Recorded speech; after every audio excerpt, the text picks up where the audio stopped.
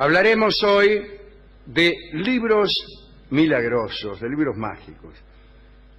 Deberíamos empezar quizá por los libros sagrados, ¿no? Para los musulmanes, el Alcorán, Al-Kitab, no es una mera obra de Dios, como lo es el hombre o el universo, sino uno de los atributos de Dios, como su eternidad o su ira. En el capítulo 13 se lee que el texto original está depositado en el cielo. Los árabes recibieron el don de modelar en el verbo lo que otros modelan en la piedra, el metal o el mármol. La arena no les permitía edificar sobre ella palacios o catedrales, y por otra parte Mahoma aborrecía a los pintores y escultores. De ese desagrado resultó el progreso de los adornos geométricos, de los arabescos y de la caligrafía. La decoración preferida de las habitaciones acostumbra ser una muestra de escritura selecta. O sea, no hay cuadros en las habitaciones. Si bien el Corán no se pronuncia al respecto, la ley veda cualquier tipo de música. Jamás se la usa en el culto en la mezquita y los virtuosos presumen de evitarla. Queda claro entonces que la poesía hacía las veces de todas las artes entre los árabes, ¿no? El poeta, el shair, era sacerdote, curandero, árbitro, sabio, jefe.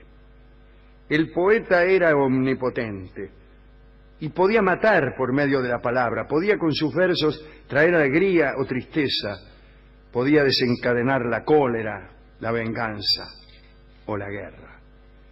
Todos los jefes de tribu debían poseer la elocuencia, y así Said, Amir, Kail, que son palabras que significan jefe, significan también el que habla.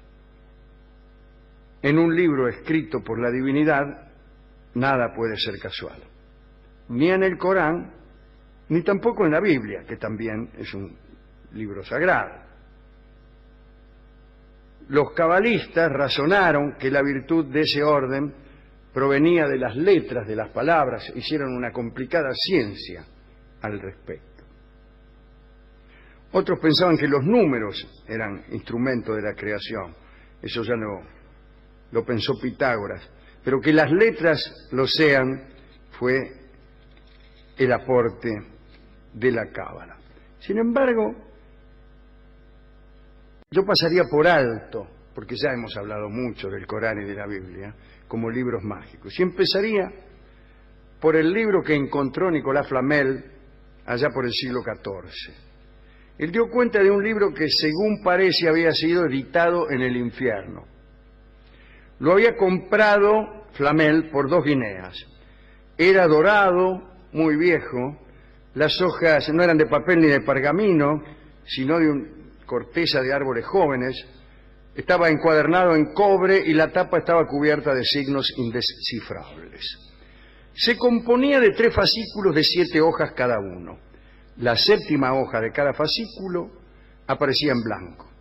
El resto de ellas mostraba bellas ilustraciones y los textos estaban grabados con caracteres latinos. En la portada se leía con grandes letras. Ah, la tiene ahí. Lo tengo acá. El judío Abraham, príncipe, sacerdote, levita, astrólogo y filósofo, al pueblo judío que fue dispersado por toda la Galia por la ira de Dios, saludo y bendición. El resto de la página aparecía lleno de horribles maldiciones para quien osara leer el libro. ¡Ay, que lea este libro, chao! Esta truculencia es sospechosa. Cuesta imaginar un libro creado para no ser leído nunca, aunque yo conozco algunos. Las maldiciones en realidad son énfasis destinados a aumentar la fe del lector más que a espantarlo. Uy, mirá, debe ser cierto esto, con todo lo que dice. Si quiere que yo no lo lea, debe decir cosas importantes. A ver, lo voy a leer. Bah. Según Flamel, a partir de la 3ª hoja, se explicaba en sencillas palabras cómo transformar los metales en oro. Al parecer, esta revelación tenía por objeto ayudar al pueblo cautivo a pagar sus impuestos. Durante 21 años el alquimista realizó miles de experimentos.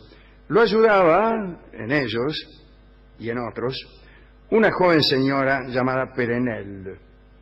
El 25 de abril de 1382, a las 5 de la tarde, Nicolas Flamel transformó una cantidad de mercurio en casi la misma cantidad de oro.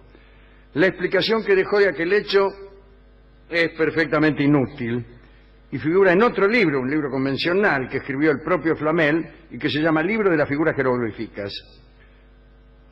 Ahora, el verdadero prodigio que operó ese viejo libro infernal es este. La maldición se cumplió y Flamel murió misteriosamente mientras buscaba la receta del arcano que prolonga la vida, o sea, el elixir de la eterna juventud. Algunos aseguran, sin embargo, que Flamel no murió, que sigue vivo. Por ejemplo, el conde de Saint-Germain decía que en el siglo XVIII era cosa común verlo caminar por París a Flamel. Cierto es que el conde de Saint-Germain es otro que bien bailaba, después de muerto, ¿no? Sus adeptos todavía hoy garantizan que se haya vivito y coleando, por así decirlo. Sí. Otro libro famoso es el libro escrito por Thoth, con el que disfrutan muchísimo los esoteristas. Thoth era el dios egipcio con cabeza de ibis. Este libro sería tan viejo como la humanidad misma y en sus páginas parece que estaba aquella cosa de la que se deriva el conocimiento de todas las demás. En la India podríamos hablar de los Vedas. Los Vedas ejercían una enorme influencia. Se les asignaba origen sobrehumano. Es un corpus 6 veces más extenso que la Biblia y se articula en 4 compilaciones. El Rig Veda, o Veda de los versos recitados. El Sama Veda, o Veda de los cantos. El Yajur Veda, o Veda de los sacrificios. Y el Atharva Veda, o Veda del sacerdote del fuego. La memorización de los Vedas era considerada como un signo de piedad. Así, ciertos delitos eran perdonados si el culpable recitaba un número determinado de versos. Bueno, este número variaba según las faltas cometidas, ¿no? Había una lista que contemplaba minuciosamente cada caso. Afano, 100 recitados. Secuestro, 120. Quiebra fraudulenta, 150. Y todo por el estilo.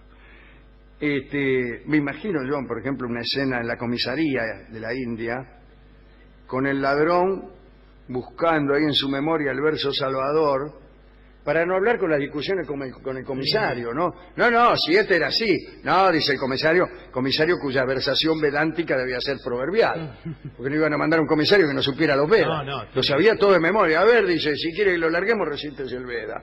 Y dice, llovía torrencialmente en la estancia del Charabón.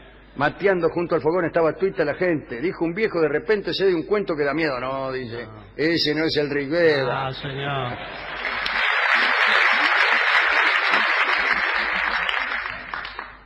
Sobre el poder de un buen recitado, recuerdo también los mantras, aquellas oraciones cuya repetición permitía realizar toda clase de milagros.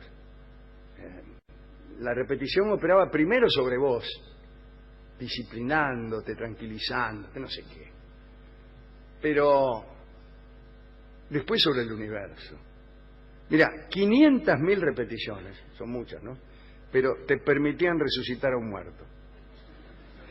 2 millones de repeticiones conferían poder sobre todo el universo. O sea que el que no es dueño del universo solo por falta de paciencia. Claro, sí. Porque vio como es uno, ¿no? Llovía torrencialmente en la estancia del Charabón y ya se aburrió. Sí, bueno, pero le falta muchísimo. Sí, claro. Hace algunos siglos en Alejandría, otro libro. Unos muchachones llamados confabulatori contaban historias en las esquinas. Con el tiempo algunas de esas historias se hicieron clásicas. Es decir, a la gente le empezaron a gustar antes de que se las contara. Alguien pensó en compilar esas historias que finalmente llegaron a Europa, modificadas por los traductores y asoladas por correcciones inoportunas también. Ahora las conocemos como las 1001 noches o el libro de las 1000 noches y una noche. Y el último libro del que hablaré es el legendario libro del olvido. Como ustedes sabrán, avanzar en su lectura es ir limpiando la mente de recuerdos. La leyenda asegura que el libro tiene un texto cualquiera. Tal vez no es sino un ejemplar de Los Miserables. Pero ese ejemplar, y solo ese, es en verdad el libro del olvido, y el lector no lo sabe.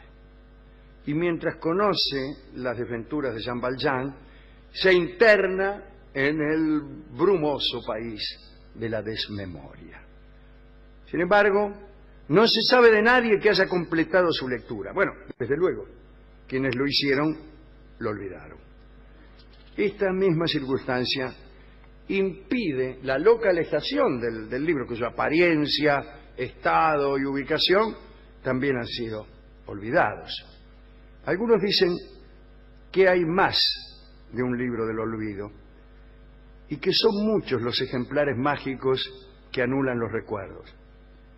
Hay también quienes leen para olvidar una pena y recorren bibliotecas enteras con la esperanza de hallar en ellas el libro del olvido. Y finalmente están los que se preguntan si todos los libros no serán el libro del olvido, si no es cierto que toda memoria está destinada a borrarse, que toda pena desaparecerá del peor modo, que somos un relámpago en la noche eterna. Canta Charlo esta noche, Olvido.